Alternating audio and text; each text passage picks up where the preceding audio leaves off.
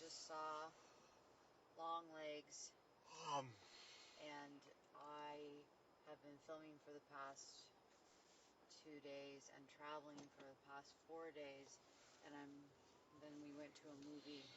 what's the It's date today? almost 1 a.m. 7:12. Friday? Yeah. Anyways, so I'm a Interesting. bit delirious. So I am just admitting that stipulation right up front.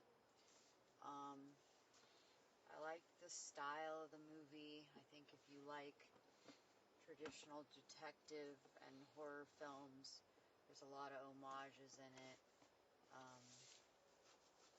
I, without giving any spoilers right up front, personally don't want predicted things. I wasn't trying to, but there's certain things that I thought were very obvious.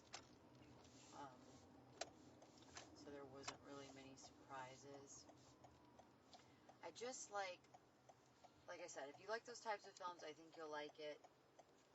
I personally don't ever want to watch that film again. It was just upsetting and scary, and it felt a little bit. I love Nicolas Cage. Kudos to Nicolas Cage. But it felt a little bit like he was like, I'm being Nicolas Cage. You know what I mean? Like he was commenting on his performance, and it made it a little cheese fest at moments, even when he was really committed. Anything you want to say that's non-spoilery? It's really great. Go see it. James is sick. It's got, Sick and twisted. it's, if you like The Exorcist and Silence of the Lambs, it's definitely got that. You can probably gather that from the trailer. Really love the use of how they shot space in the film. That added a lot of creepiness to it. Everything was really wide open, which I thought was really, really, really, really clever, and just kind of added this interesting, like, you just always assume something bad was about to happen, and all they did was have a little bit wider angle in a lot of the shots. Yeah, the framing of the stuff was really good. The cinematography. I thought the actress was really great. I really loved that she kind of had this weird quirkiness to her, and eventually you kind of Hold on. Are you going to say any spoilers? Because I'm going to sit. No. Okay. If you don't want to hear spoilers, stop listening. So you might hear spoilers from this point out. Okay, go on. I'm not going to say any spoilers. Nick Cage is fantastic. Did you get what I was saying about his performance? Maybe he toes that line, but he's Nick Cage. Like that's. No, I know. It's just that's perfect casting for him to play a serial killer. But I got it. There's a difference for me when I'm not saying I didn't believe him as a serial killer. It's just there's just moments that felt like I don't know if you're. Yeah, I mean I don't. There was a couple, what I think you're seeing is that every kissy kiss. Every actor that plays a character is essentially playing themselves and just kind of bringing themselves to this character. I mean, I can only imagine that to bring actual psychopath to a character is probably extraordinarily hard because most actors haven't lived that life or have touched on it or spoken to those people. Maybe Nick Cage did go talk to serial killers to study for this role. I don't know. I doubt it. You're not understanding the point of what I'm saying. But I didn't see him commenting. I'm not saying any of that, commenting in the sense of that he broke character. There were just moments that felt like he, as himself, was aware of what he was doing and was taking it a little tongue-in-cheek. I don't know. I can't explain it. But that's the character. You know what I mean? Maybe it just freaks me out. Maybe I just didn't like it. It's okay if I didn't like it, not because I'm saying he's a bad actor. I was just really freaked out by it. Yeah. And the character's really terrifying. Am I wrong that, like, No. did you totally... I knew it was her in the beginning. Spoilers. The chick, I knew it was her. I knew the mom was the accomplice. Like, there wasn't really anything that surprised me other than the fact... The thing that did surprise me that I thought was really interesting was the thing with the head, where when she blew whatever the brain thing was, when she blew that up. Well, that was the mystical part of the movie.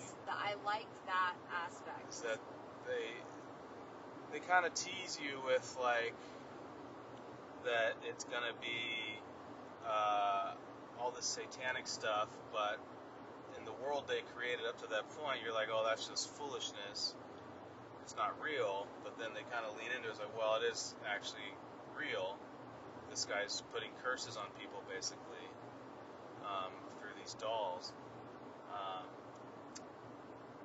So that was, that was like it wasn't even like that hard of a twist. It was just kind of just... No, and I know they weren't trying to have there be revealed. this, like, mega twist. But that's kind of why, that's what I really liked about it, is that they weren't trying to, like...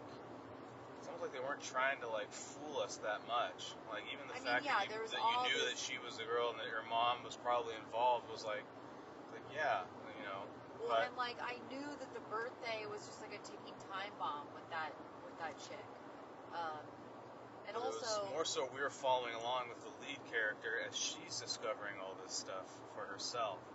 For sure. I thought they did that really well, because there's definitely times where, like, we're going along with the lead character, but we've already, like, figured stuff out because the lead character, like, the way they're doing it isn't interesting enough for us to want to follow along with them. So I thought they did that well, of there being this constant kind of like, and you following along with her, like, in real time. But I also like the thing where he was, like, singing the happy birthday thing at the end, and her gun, and they were making it very obvious that her gun had run out of bullets. Oh shit.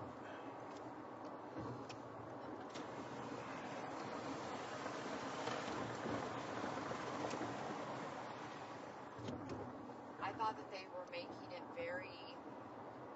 I thought that they were leading up to that the doll was going to explode. Did you? No. I totally thought that. Because I was like, she's got to blow up the brain thing for the girl to be freed. So I thought that, like, I had the split-second thought of, like, maybe he knew What's-Her-Face was going to intervene, but he still needed to kill her for the whole cycle to be complete.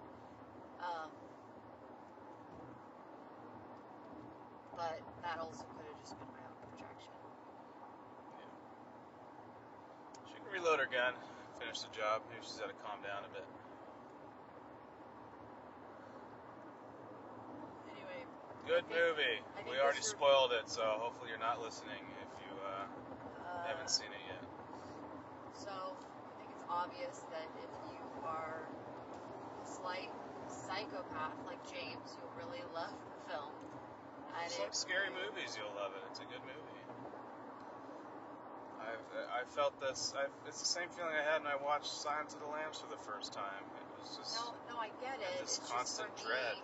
For me, Silence of the Lambs is obviously, like, a classic. I personally am not a really big fan of these types of films because they really upset me. So all I'm saying is there wasn't anything in particular about this film, unless I was writing a film like this, that would have me watch it again. But I'm sure there's people who are fans of this genre that, like, the throwback to so many of those classic Silence of the Lambs films, as well as just the whole, like, mood and style of it, that will have them want to watch this over and over again, no doubt. So, and I definitely think the lead actress looks like Dakota Fanning, but she's a way better actress than Dakota Fanning. It's like a trip, though, how much she looks like her. I don't think you look like her. Well, you don't really know what Dakota Fanning looks like. Yes, I do, actually. Just saw her in the critically acclaimed film Madame Web. That's Dakota Dakota Johnson. Oh. The same. I guess I don't know what Dakota Fanning looks like. Dakota Fanning is in Watchers. I think. It doesn't look anything like Dakota Fanning. I'm gonna go pull up some pictures and show you. Okay. Go see it. Okay. P.S. I feel like it was a kind of a missed opportunity. The thing about her character being kind of psychic, and that I wish that they had explored more. But obviously they showed us that it wasn't necessarily that she was psychic. It was that she had the connection with the brain and the doll, and they were just showing her the things that. Well, it doesn't really explain the very beginning where she had that intuition about that house, but maybe that house was connected to some sort of satanic thing or something.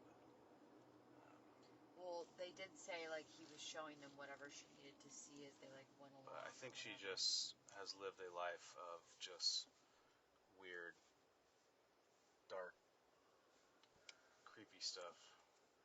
It's kind of shaped her. I did like well, I'm not liked woohoo because it's really horrible, but it was really good. They were really great stakes, and I totally believed that a mother would do something like that if it meant to save her daughter. And also the mother was insane. I love that the mother was a hoarder. Because even from the beginning when she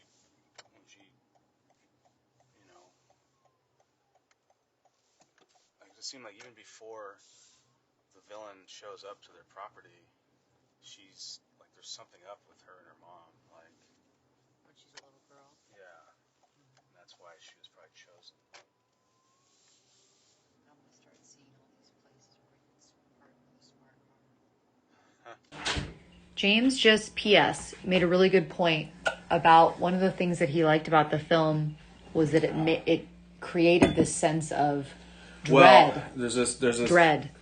Something that Haunting a Hill House did was creating, a sense of dread, and that was what the original book was about. Of that film was not about like having monsters jump out and scare you. It was more about the possibility of things jumping out and scaring you, kind of holding that tension, and that's what Longlegs did really, really well. I remember the shot in the movie where she comes home to her house, and just the way they shot that corridor and that hallway of her entering the home, and then just like with the sound design mixed in, just was really, really scary to me, even though no monsters jumped out and tried to grab her or nothing like that. But it kind of created that sense that might be happening, but you just don't know. But they created that feeling all the way through the movie, which I really, really loved. And one of the things that people are criticizing is that they thought they were going into a jump scare type movie, and that's not what this movie was. Yeah. And so people are upset about that. Well, and despite me being able to predict some of the things, I think that they knew that. I think the very point that you're making about it being this sense of dread and building that tension was the point. Because I was literally on edge the entire time. Yeah.